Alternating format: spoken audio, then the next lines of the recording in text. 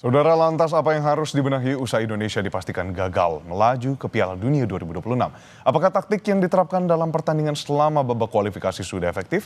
Selengkapnya kita akan bahas bersama analis sepak bola Gita Suwondo dan podcaster Box to Box Football Rossi Finza. Selamat pagi Mas Gita, selamat pagi Mas Rossi.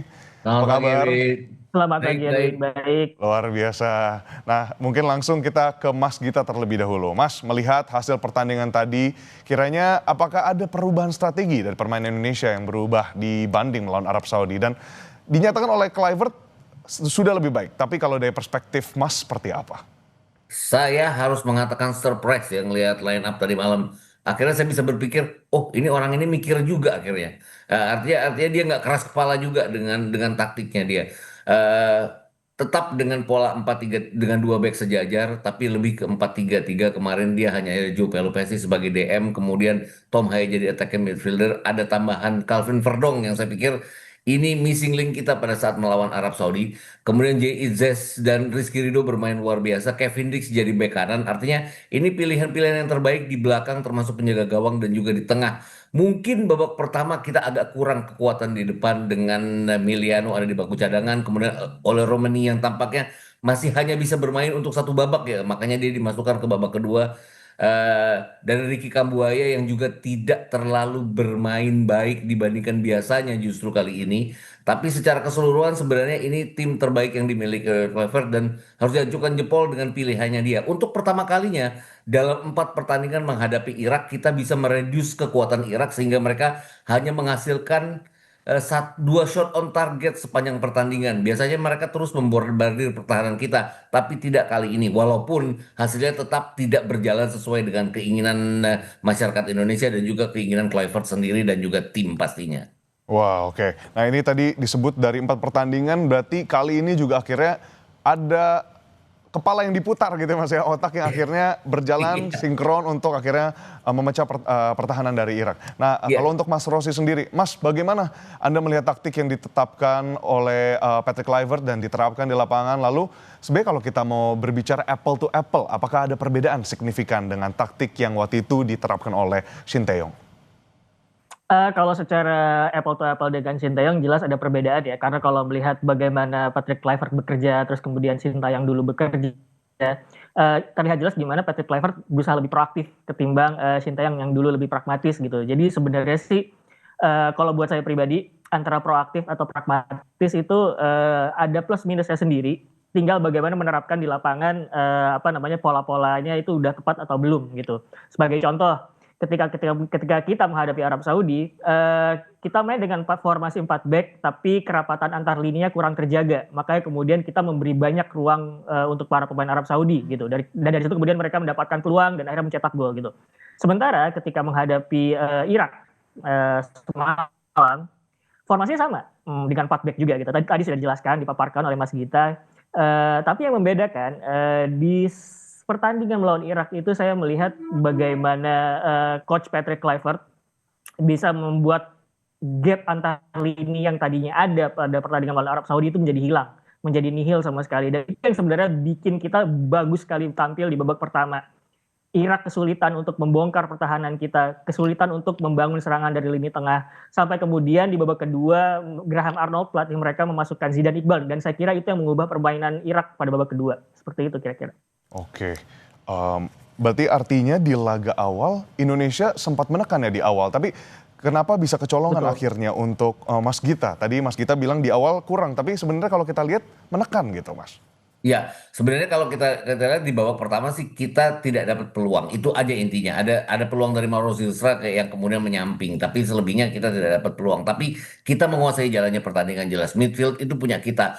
Kita lebih apa ya, lebih pegang bola dibandingkan dengan Irak sendiri. Itu yang agak bikin saya kaget. Tapi memang pergantian kita di babak kedua dengan 3 pergantian awal Meliano kemudian masuk, oleh Romani juga masuk ke tidak apa ya, pemain-pemain ini justru tidak membawa, bukan tidak membawa hasil positif, tidak sebagus pemain-pemain pengganti yang ditampilkan oleh Irak. Artinya tadi ya udah dibilang sama Rossi tadi kan, Ali Jasim masuk, kemudian Zidane Iqbal masuk, ke semuanya 4 pergantian yang dilakukan Irak itu membuahkan hasil untuk mereka. Memang di mana-mana itu di dalam pertandingan di mana dua tim yang sangat seimbang yang harus yang biasanya pemenangnya adalah tim yang tidak melakukan blunder terlebih dahulu. Dan kalau kemarin mau dilihat detailnya adalah blunder dari Rizky Ridho ya. Tapi saya nggak menganggap itu sebuah kesalahan Rizky Ridho. Blunder tapi dia mencoba mengatasinya dengan merebut bola kembali, tapi kemudian bolanya direbut kembali oleh para pemain Irak dan kemudian kerjasama mereka yang diakhiri oleh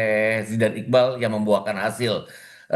Kalau kita bicara pertandingan pertama ada blunder dari Mark Klok, tapi kemudian sepanjang pertandingan Mark Klok seperti tidak berfungsi di lapangan tengah. Tidak demikian dengan Rizky Ridho. Dia bermain sangat baik, membela pertahanannya dengan sangat baik, banyak clearance yang baik, banyak bloknya yang baik. Hanya tadi sebuah kesalahan kecil yang kemudian dihukum oleh Irak itu aja. Tapi selebihnya sebenarnya kita mengimbangi Irak dari sisi permainan, tapi mungkin tidak dari sisi hasil.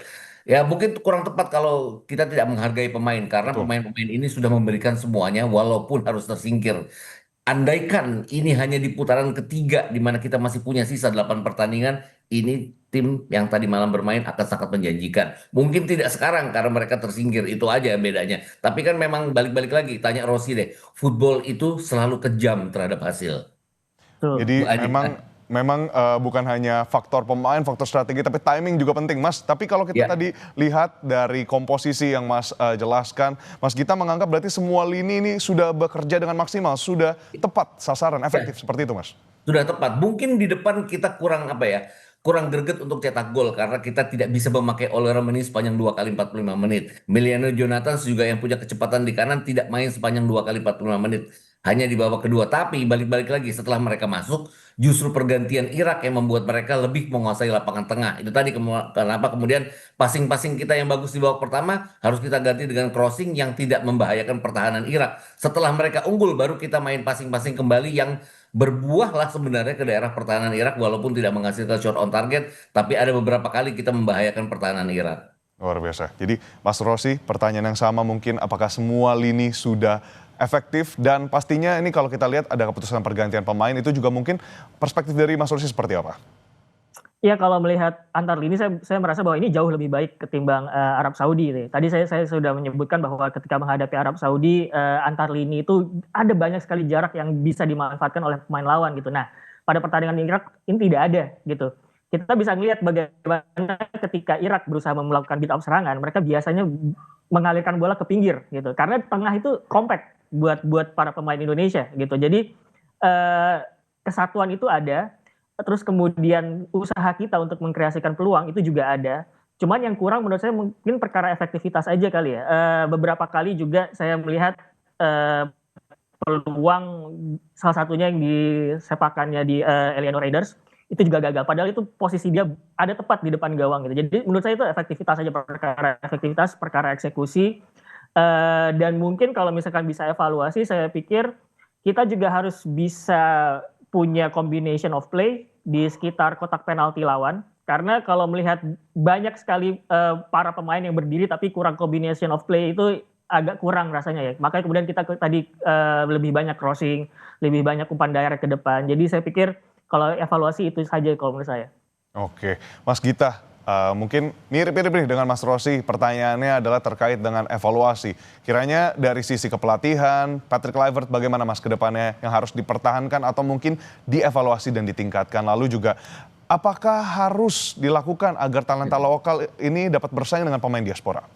Iya, kalau reward dan punishment harusnya ada, tapi saya nggak menganggap bahwa punishmentnya itu harus kemudian dia keluar, karena kalau keluar jadi kita balik lagi dari nol dengan kepelatihan yang baru, siapapun yang jadi pelatih, apalagi kalau pelatihnya dari luar, dia pasti kan akan bawa apa ya asisten-asisten yang baru, artinya kita mulai kembali dari nol.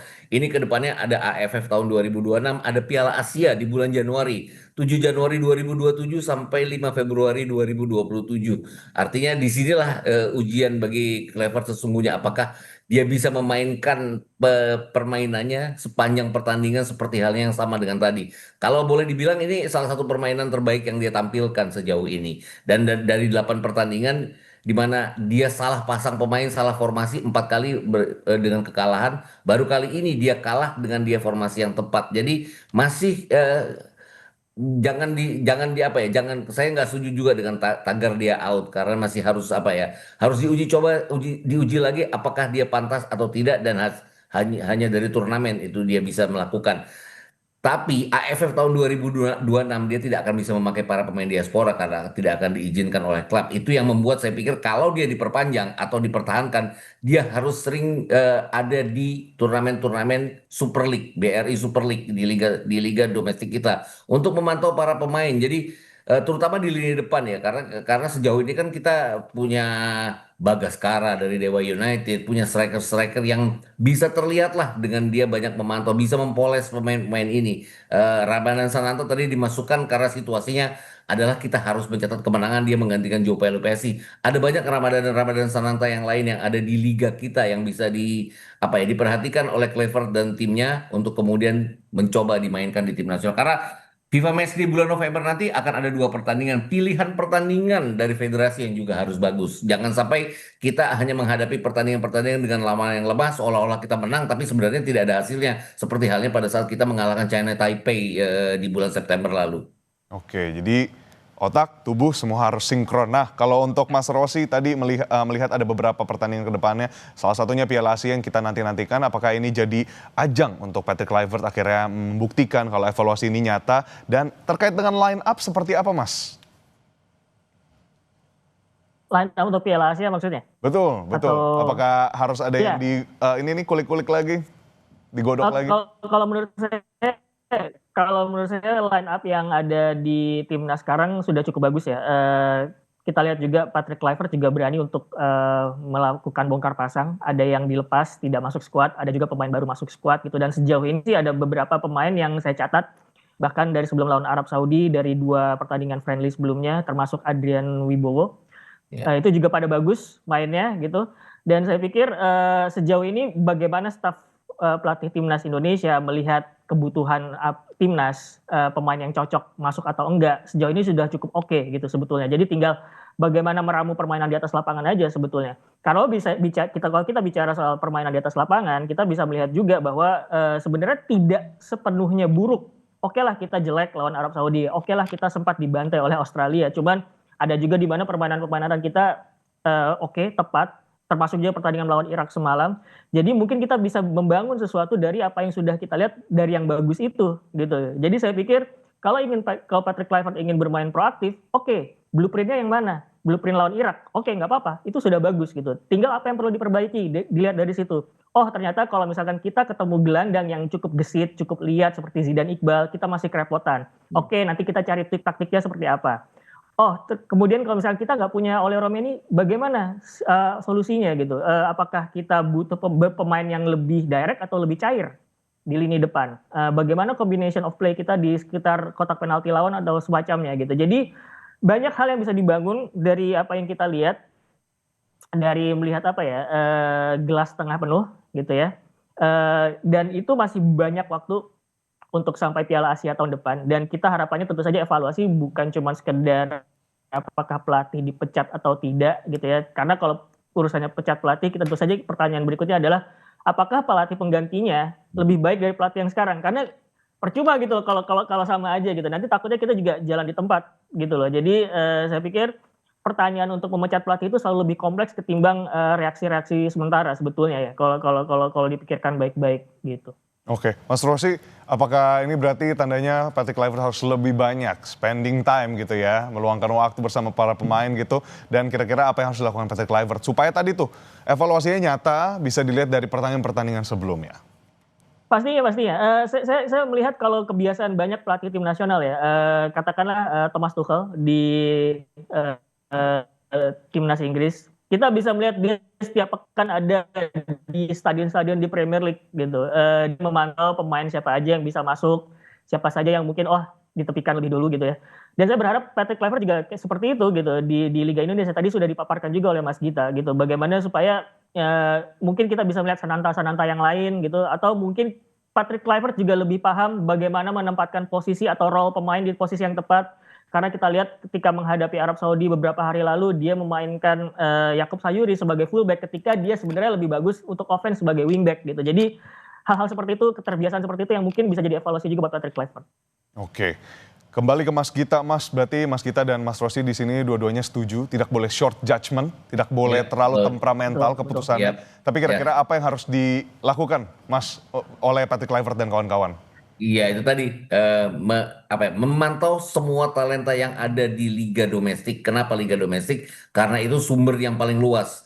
Oke, kita punya pemain-pemain di Eropa, tapi kan pemain-pemain di Eropanya itu aja gitu loh. Jadi ya sudah terpantau. Kalaupun kita ingin menambah pemain, kita harus naturalisasi dulu. Kalaupun ingin memantau pemain di sana siapa yang oke, ya harus dilihat kemudian mencoba dinaturalisasi kan lebih repot. Kenapa nggak mencoba dengan liga domestik dulu? Karena kedepannya ini kan kita masih punya dua pertandingan FIFA Match di November, dua pertandingan di bulan Maret, kemudian dua pertandingan di Juni, ada kemungkinan empat pertandingan di September dan dua pertandingan di November tahun depan untuk mengarah ke AFF dan juga Piala Asia. Jadi masih banyak pertandingan-pertandingan itu tadi asal pilihan pertandingannya juga oke. Daripada memecat pelatih, kita harus bayar kompensasi. Ya mendingan uangnya dipakai untuk membina tim ini dengan pertandingan-pertandingan persahabatan yang mumpuni menuju ke AFF dan Piala Asia. Gitu. Oke, berarti dua-duanya sepakat kita ya dan semuanya Yes. pastinya apresiasi harus tetap diberikan kepada timnas Indonesia yang memang kalau saya bilangnya bukan pupus gitu harapannya atau pupus jalannya di Piala Dunia tapi